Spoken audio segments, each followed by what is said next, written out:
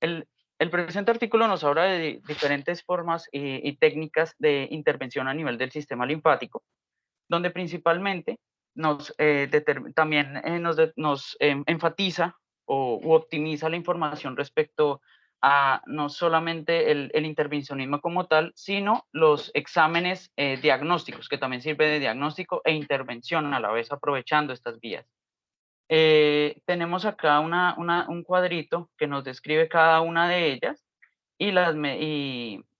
el proceso que se puede seguir y las técnicas establecidas para el intervencionismo propiamente descrito. Además de esto, se discute la anatomía del sistema linfático central y las variantes que son de vital importancia entenderlas y comprenderlas, porque esto puede implicar el éxito o la complicación que pueda tener un procedimiento, además de enumerar las secuelas y morbilidades comunes relacionadas a los mismos. Primariamente, les voy a escribir brevemente la anatomía del sistema linfático. Es una red cerrada conformada por vasos y conductos que comienzan con capilares, propiamente vasos, y los conductos que se acompañan de ganglios, que usualmente convergen o se acompañan o van adyacentes a los vasos venosos, hasta culminar y formar todo este conjunto de redes, una cisterna que se llama la cisterna del kilo, o si no está, o si es más pequeña y no está bien formada, se llama la cisterna de Perset, en la cual, sobre la cual converge todo el drenaje de la linfa. La linfa es un líquido seroso que contiene linfocitos, contiene grasas y contiene proteínas, derivadas principalmente de a nivel periférico, los órganos periféricos, y los dos principales, que son el intestino el intestino delgado y el hígado, de los cuales entre ambos se recoge hasta el 80% de la linfa. El hígado va a estar caracterizado por ser rico, por presentar linfa rica en proteínas, y el intestino delgado, linfa rica en ácidos grasos y lípidos. Se puede transporta hasta 4 litros de agua y líquido, y principalmente reciben a nivel abdominal y transportado posteriormente por el conducto torácico eh, desde L1 de la cisterna del kilo hasta su eh, transporte contralateral a nivel de T5 y culminando al ángulo yugulosubclavio izquierdo, o la vena subclavia, que vamos a ver más adelante, las variantes de terminación y drenaje del mismo, del conducto torácico. Principalmente a este nivel se recoge todo lo que es la linfa de los miembros inferiores, intraabdominal, hemitórax izquierdo, y exceptuando el hemitórax derecho, cuello y en mi cráneo o en mi cabeza derecha, que esa ya tiene su propio conducto linfático, linfovenoso, que converge a la subclavia derecha.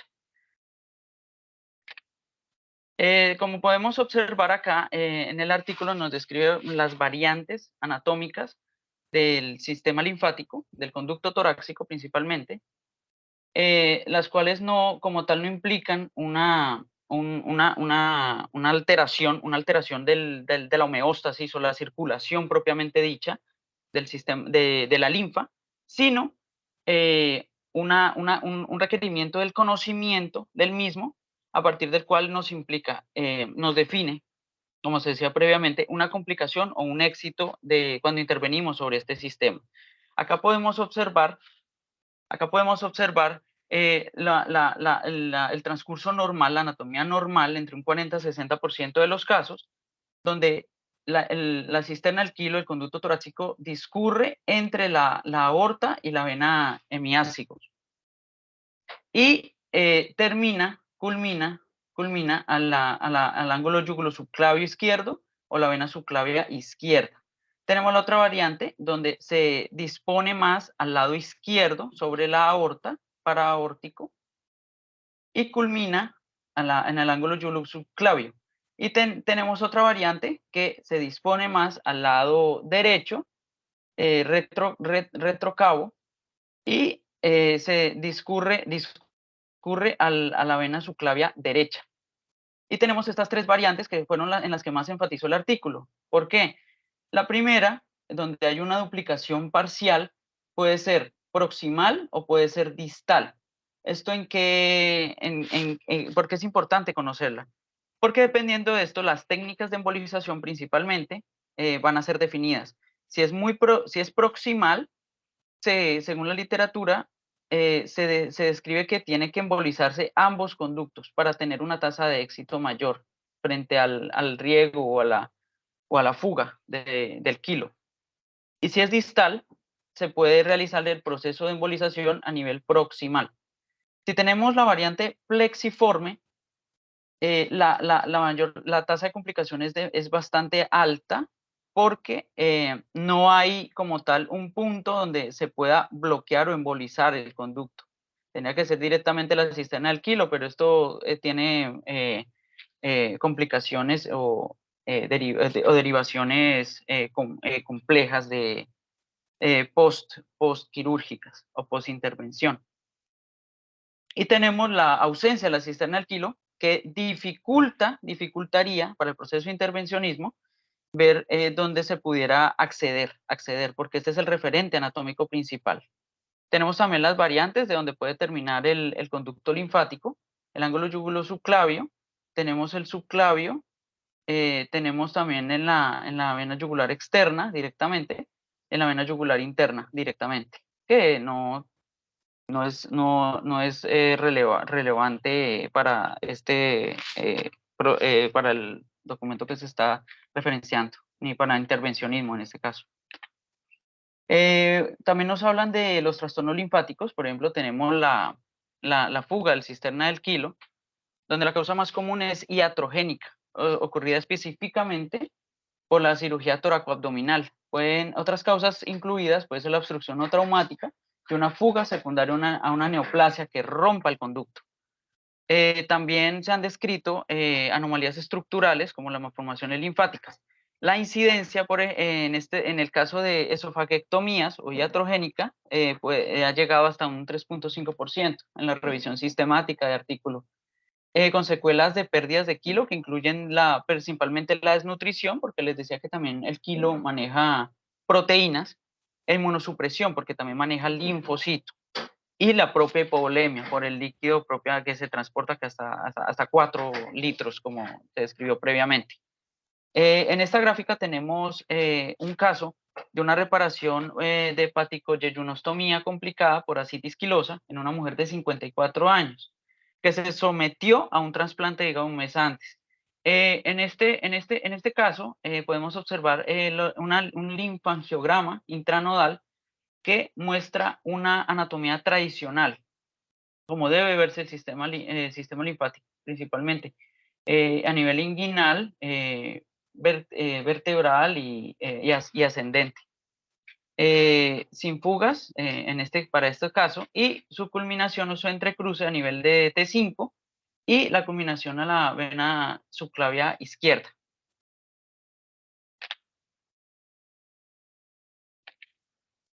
La siguiente complicación que puede derivarse es o patología. No, la patología que puede también aparecer, que requiera tratamiento, es el derrame pleural quiloso. Aquí tenemos el caso de un quilotórax posoperatorio en una mujer de 81 años con un antecedente de carcinoma de esófago, intervenida con esa esofaguectomía. Los linfangiogramas intraganglionares inguinales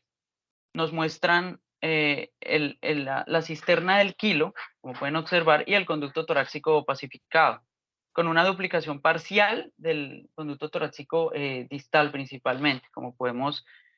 observar. Se accedió a la cisterna del kilo, como nos referencia la lectura, en la cisterna del kilo, acá, en la aguja de punción, y se avanzó con una guía en el conducto torácico sobre el cual se colocó un microcatéter de 2.4 French, que lo pueden ver acá en B, en la gráfica B, justo aguas arriba de la fuga a nivel del conducto torácico. que pueden observar acá donde está el asterisco. Desde esta posición también se realiza una embolización, según lo describe el artículo, con coil de 3 a 4 milímetros. Y seguida la embolización, se emplea un pegamento, que es el aceite etiodizado, con cianoacrilato de nebutilo también, que lo pueden ver acá en la flecha de C. El kilotórax, posteriormente, que no se ve en estas imágenes, se describe como resuelto después del procedimiento. Tenemos también otra enfermedad que es la citis quilosa, donde hay aumento de líquido linfático a nivel peritoneal, donde se describe que es iatrogénica entre un 1.1 a un 7.4% principalmente. También puede ser derivada secundariamente de una hipertensión portal, al haber un aumento de la presión venosa que genera estallido del canal linfático. En adultos, el 85% de los casos usualmente es por malignidad. Acá podemos en esta gráfica observar una citis quilosa crónica de alto volumen que se dio en una mujer donante de riñón de 43 años que se sometió a una nefrectomía laparoscópica. El linfangiograma intraganglionar inguinal, que es la imagen, muestra acumulación de material de contraste en el hemiabdomen izquierdo, con el componente intraperitoneal que se delinea en el intestino delgado, como podemos observar acá en lo que lo que selecciona la flecha, y el componente retroperitoneal, que es acá la punta de la flecha, donde no se visualiza el conducto torácico y los intentos de acceso transabdominal a la fuente de la fuga, al no poderse objetivizar, eh, fueron fallidos y la paciente presentó complicaciones según lo descrito en la imagen. Posteriormente, la paciente tuvo que ser sometida a una laparoscopía exploratoria que proporcionó una mejor visualización de la fuga de quilo en la región paraórtica izquierda. Tenemos como mecanismos principales para la acumulación de líquido peritoneal a nivel de canales retroperitoneales, linfáticos subserosos dilatados en pared intestinal, como que se deben a una obstrucción o a una fistulización de los canales linfáticos retroperitoneales por un traumatismo o intervención quirúrgica previamente descrita. Tenemos también una patología que se maneja mediante este tipo de procedimiento, que es la enteropatía perdedora de proteínas, donde se puede presentar una citis quilosa, y también una hipoalbuminemia secundaria por la pérdida propiamente dicha de las proteínas y las grasas, además de un edema de los miembros inferiores. En la imagen A, ustedes pueden observar una imagen endoscópica que muestra unos lácteos linfáticos ectásicos que se comprueban por una biopsia en la submucosa, lo que es compatible con una linfangiectasia. Y en la B, la imagen B, ustedes pueden observar un enterograma de proyección coronal que muestra un intestino delgado difusamente edematoso, que es típico de los pacientes que presentan este tipo de patología. En cuanto a fisiología, entre el 2 y el 5% de la albúmina corporal total puede filtrarse hasta la luz gástrica. En estos casos, sobreexcede la eliminación hasta más de un 20%. Principalmente se da por una obstrucción vascular linfática, que la mayoría de los casos suele ser idiopática, y en otras situaciones es secundaria una insuficiencia cardíaca congestiva, también derivada de un aumento de la presión venosa. El diagnóstico se confirma mediante la medición de una proteína, que es la alfa-1 antitripsina fecal excretada, y la hipoproteinemia, que puede provocar secundariamente derrames y ascitis, derivado de una reducción de la presión oncótica, que es la que permite que ingrese a favor de un gradiente de presión, valga la redundancia, al sistema linfático, al conducto linfático. Tenemos finalmente lo que son posteriormente, los manejos no invasivos, que son altamente recomendados, se hacía énfasis principalmente en estos, siendo como los de primera línea, antes de cualquier procedimiento intervencionista, en el cual tenemos primariamente un conservador fisioterapéutico, donde se manejan principalmente linfedemas mediante drenaje linfático manual, mediante compresión y dispositivos de compresión neumática. También tenemos en caso de fugas del kilo, dependiendo del contenido de la fuga o la cantidad que esté en el tercer espacio, se va a definir si puede ser manejado no invasivamente y con medicamento, o si toca realizar procedimiento. En este caso tenemos que si el contenido de líquido quiloso es menor a 1 litro día, debe incluirse una dieta para disminuir la producción del kilo, la cual va a consistir en hipograsa e hiperproteica. Y tenemos el octreóptide como manejo farmacológico, que al disminuir el flujo sanguíneo esplénico, disminuye también la secreción de gastrointestinal. Y tenemos que si el contenido quiloso es mayor a 1 litro día, debe realizarse un mantenimiento con drenajes posoperatorios y la dieta restringida con nutrición parenteral total y reposo intestinal. En el manejo conservador se ayuda a aumentar principalmente la reabsorción de líquido a nivel intersticial, además de promover el drenaje linfático fisiológico. Las dietas bajas en grasas disminuyen la formación de kilomicrones y aumentan la presión coloidosmótica del plasma, facilitada por el contenido hiperproteico que pueda suministrarse en el paciente. En cuanto a la linfangiografía, siendo más enfáticos, tenemos la linfangiografía por resonancia magnética, que usualmente se maneja ponderada en T2 y puede manejarse con contraste dinámico, el cual nos ayuda a evaluar vasos linfáticos centrales, tiene una mejor resolución espacio-temporal y principalmente se utiliza como material de contraste el gadolíneo. Se recomienda una aguja de calibre 25, un tubo de extensión y una llave de paso de 3 vías para realizar procedimiento intervencionista. Tenemos también la linfangiografía transpedal, que usualmente se accede a partir de los espacios interdigitales de los dedos del pie, donde se va a administrar para diagnóstico primariamente un colorante que es el azul de metileno. Se procede a disecar el ganglio linfático y se funciona para finalmente una administración de aceite etiodizado. Las principales complicaciones de la linfangiografía son los cambios de la coloración de la piel, puede haber necrosis alrededor de los pies y cambios de la coloración de la orina y la metahemoglobinemia, que es la que se ha descrito como la más frecuente. Y también tenemos la linfangiografía intraganglionar, que se ha sugerido primero en pacientes pediátricos y su uso es más fácil, respectando a la complejidad que presentan los anteriores. En cuanto a la linfangiografía diagnóstica, tenemos, lo voy a explicar mediante los gráficos, en este caso un linfedema crónico de extremidades inferiores que se presenta en una mujer de 55 años. El linfangiograma por resonancia magnética, discúlpenme, con contraste, se adquiere después de la inyección gradual, guiada por ecografía de material de contraste a base de gadolínio, en los ganglios principalmente inguinales bilaterales. Se describe que se accede con agujas calibre 25. La punta de aguja se coloca en el aspecto periférico del ilio, como pueden observar en esta imagen de ecografía, justo por debajo de la corteza, Y en esta adquisición de imagen de resonancia coronal, de resonancia magnética coronal, mostramos la anatomía linfática central convencional, incluida la inserción de la cisterna del kilo, caracterizada por el asterisco, y la flecha que hace seguimiento al conducto torácico y el conducto torácico linfovenoso. Entonces, esta es su conversión a la subclavia izquierda. En la siguiente figura tenemos que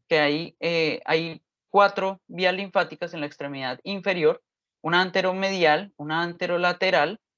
una posterolateral y una posteromedial. En la linfangiografía convencional suelen opacificarse la vía principalmente anteromedial, aunque es posible que hayan excepciones o variaciones. Los vasos linfáticos opacificados se evalúan principalmente para evidenciar lo que es una disfunción o una propagación lenta en material de contraste, además de la ectasia. Se infunden principalmente entre 18 a 20 centímetros cúbicos de aceite etiodizado porque volúmenes mayores a esto se ha descrito que se asocia a mayor tasa de complicación. Luego se retira la aguja, se hace un cierre primario del acceso transpedal. El problema en esta situación es que la curva de aprendizaje para su realización requiere de tiempos prolongados y la infusión de material de contraste pues impide su uso más frecuente. Acá podemos, por ejemplo, observar en la imagen una anatomía linfática normal y anormal en dos tipos de pacientes. La primera, una linfangiografía del grupo anterolateral del pie derecho en un adolescente de 15 años que muestra una anatomía linfática, como pueden observar, normal, sin tortuosidades, respectando una linfangiografía en el gráfico B, donde se describe a una mujer de 23 años que presenta linfedema, donde vemos varias áreas tortuosas, edematizadas y aumentadas de diámetro, que son características de las linfangiectasias, con una disrupción del trayecto. Seguimos con la linfangiografía diagnóstica, donde tenemos también acá en la primera imagen un ejemplo de linfangiografía intraganglionar, donde la ecografía nos muestra un ganglio linfático inguinal, se describe un ganglio linfático inguinal derecho superficial que muestra un hilio y un bulbo raquídeo del ganglio, además de la corteza, Además y también la posición o la disposición final de una aguja de acceso, principalmente calibre 25. Después de una sola punción de la corteza, en la imagen B se puede observar, accedido por ecografía, se puede observar una imagen fluoroscópica con opacificación de los conductos linfáticos femorales después de una inyección manual de aceite etiodizado a través de la aguja de calibre 25, donde podemos observar discretas áreas de tortuosidad y disrupción. En la figura A y B, en el otro gráfico, de su lado derecho, podemos observar un ejemplo de linfocele pélvico postquirúrgico en una mujer de 65 años, donde la linfangiografía del ganglio linfático inguinal derecho, oblicuo, lateral al triángulo femoral, muestra una opacificación de los conductos superficiales de la pared abdominal, y en el gráfico B podemos observar un linfangiograma que se realiza con aceite etiodizado, se traza con aceite etiodizado de un ganglio a nivel del triángulo femoral, medial a la vena cava femoral, con una demostración de opacificación de los conductos ilíacos externos y una fuga, como podemos observar acá en esta área cerca a la fosa y la cresta ilíaca, la unión ilíaca, sacroiliaca. Tenemos la embolización linfática periférica, en la cual principalmente en esta imagen, esta técnica de imagen de fluoroscopia, podemos identificar una fuga durante una linfangiografía, donde se consideró infundir una solución de aceite etiodizado y cianoacrilato de nebutilo en el ganglio que está irrigando la fuga. La embolización de los ganglios del triángulo femoral tiene una complicación que puede provocar posterior a exacerbación o edema de la extremidad inferior intervenida, pero esta se ha descrito con poca frecuencia. La extravasación del aceite etiodizado es común durante el curso de la linfangiografía, pero suele ser asintomática. El linfocele, en este caso, persistente, que se describe en una mujer de 54 años, a quien se le realiza una linfadenectomía inguinofemoral, muestra una disrupción linfática a este nivel, como podemos observar, y una posterior embolización ganglionar directa, que se realiza con una solución 3,1 de aceite etiodizado y pegamento de N-butilo cianoacrilato. Y en la C podemos observar en la fluoroscopia ya estática, posterior a la embolización, una oclusión de los vasos linfáticos interrumpidos y el pegamento de la cavidad del linfocele, describiendo posteriormente una resolución de la patología. Tenemos también las vías de acceso transabdominal y embolización en el conducto torácico, donde se describe una linfangiografía intranodal, que es el paso inicial para el procedimiento, cuyo objetivo es opacificar la cisterna del quilo y proporcionar un objetivo para el acceso percutáneo. Como mencionamos anteriormente, la cisterna del kilo se ubica a nivel de T12, L2 estimadamente. Recomiendan un uso de aguja chiva de calibre 21 o 22 para facilitar el acceso, optimizar la punción a este nivel. En general, la embolización por conducto torácico es considerada, según la literatura, un procedimiento seguro y eficaz. Las tasas de complicaciones son muy bajas, discurriendo entre un 3 a un 6%. Se relacionan principalmente al acceso percutáneo y a la embolización, como se ha demostrado en estudio de grandes casos. Nosotros en este caso podemos observar un varón de 70 años intervenido por una neoplasia gástrica, que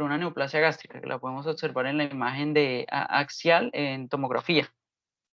en un corte axial, donde se presenta un derrame pleural quiloso, recidivante, sin mejoría al manejo no invasivo, al manejo dietético. En la imagen de B podemos observar que se realiza un linfangiograma, un linfangiograma intranodal, observando paso del lipiodol a los ganglios linfáticos inguinales. Inguinales, acá en la imagen de C, imagen lumbares, y lumbares, inguinales y lumbares, y a la cisterna de Pesset,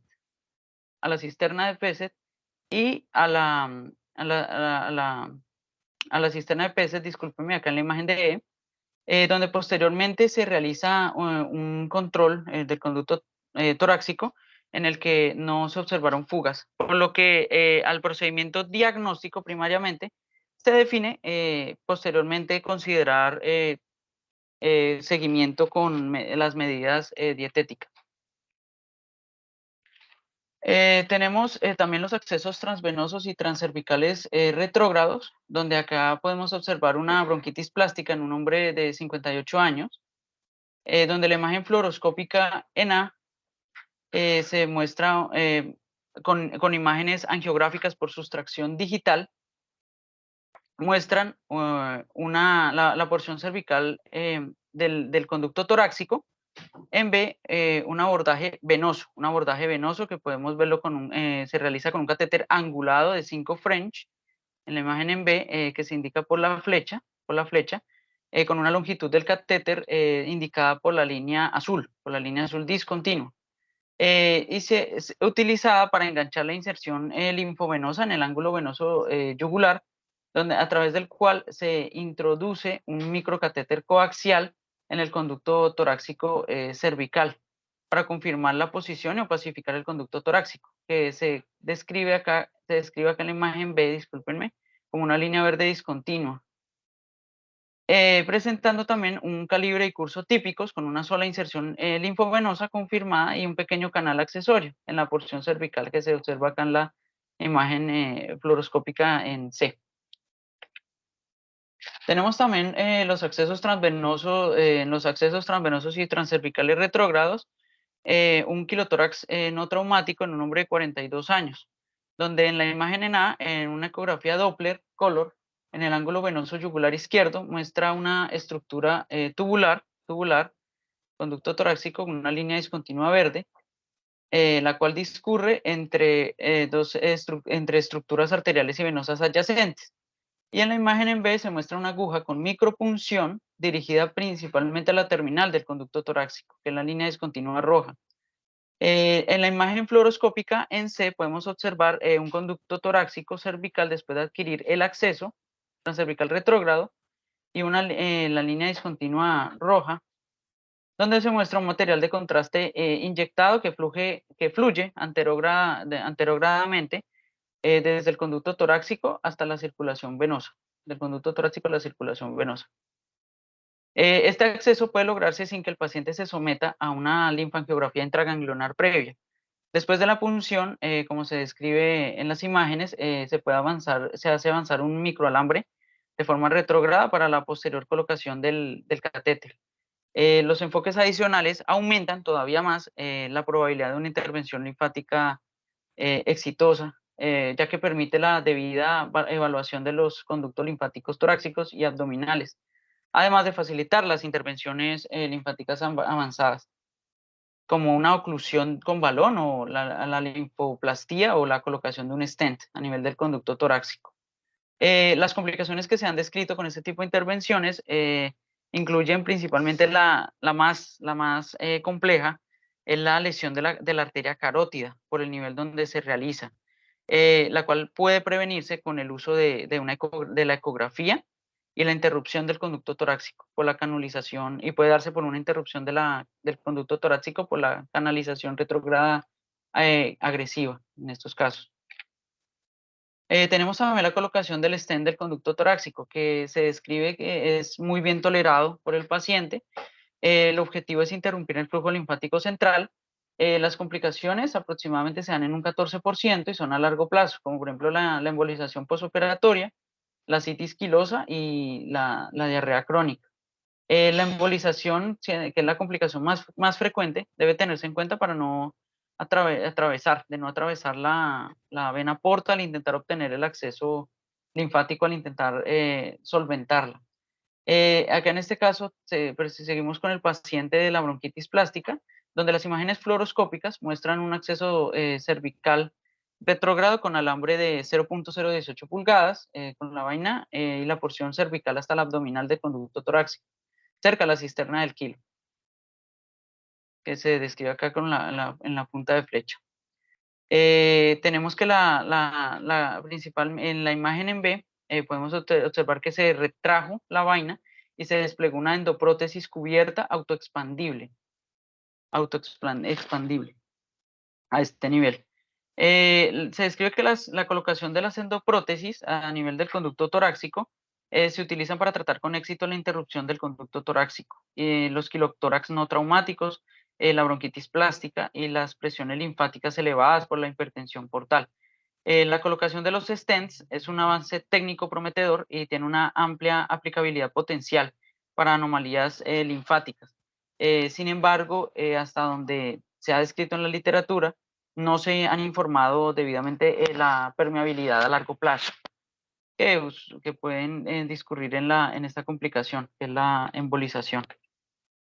Tenemos finalmente la linfangiografía transhepática y la embolización, que se emplea principalmente para el tratamiento de las fugas linfáticas de una fuente hepática rica en proteínas, que se puede discriminar al realizar un estudio de paracentesis,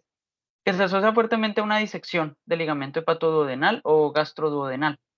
derivada de una gastrectomía total o parcial, o una pancreatoduodenectomía, donde los síntomas más frecuentes son la citis, un aumento de líquido, como se describió, rico en proteínas y pobre en triglicéridos. Debido a que los vasos linfáticos periportales se encuentran paralelos a lo largo del sistema venoso, en procedimiento intervencionista, se avanza con una aguja chiva calibre 21-22 Cook, con una orientación paralela a las ramas de la vena porta derecha. En esta imagen podemos observar un linfangiograma transhepático en estas tres imágenes de ecografía, donde se describe, fue realizada en un hombre de 64 años con antecedente de linfoma, insuficiencia cardíaca con ascitis crónica, donde podemos observar una aguja calibre chiva, calibre 22, en una línea punteada que avanza hacia el borde hiperecogénico de la vena porta derecha,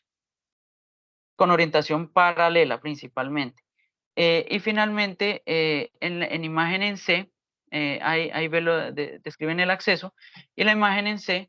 tiene eh, nos muestra una linfangiografía transhepática diagnóstica en un hombre de 50 años, que muestra un acceso linfático exitoso, desde un abordaje de la vena porta izquierda, con la punta de aguja ubicada en el borde periportal, disculpen, periportal. En la siguiente imagen de fluoroscopia, en las siguientes imágenes de fluoroscopia podemos observar los canales linfáticos hepáticos profundos normales en tres tipos de pacientes. En la A podemos observar un linfangiograma para la colocación de un drenaje biliar percutáneo que se realizó en un hombre de 78 años con cáncer de páncreas y dilatación biliar, donde se demuestra una canalización inadvertida del sistema linfático con una aguja de calibre 22. En imagen en B podemos observar que la linfangiografía transhepática adquirida con la aguja, en este caso en un hombre de 54 años, la distribución normal de la cadena ganglionar hepática. Y en C, la linfangiografía transhepática diagnóstica en hombre de 64 años con antecedente también de linfoma, insuficiencia cardíaca y ascitis crónica secundaria, donde se puede observar donde se tiene una sospecha de fuga del kilo que muestra en la linfangiografía de un sistema linfático hepático con difusamente dilatado, muy probablemente secundario o derivado de una hipertensión venosa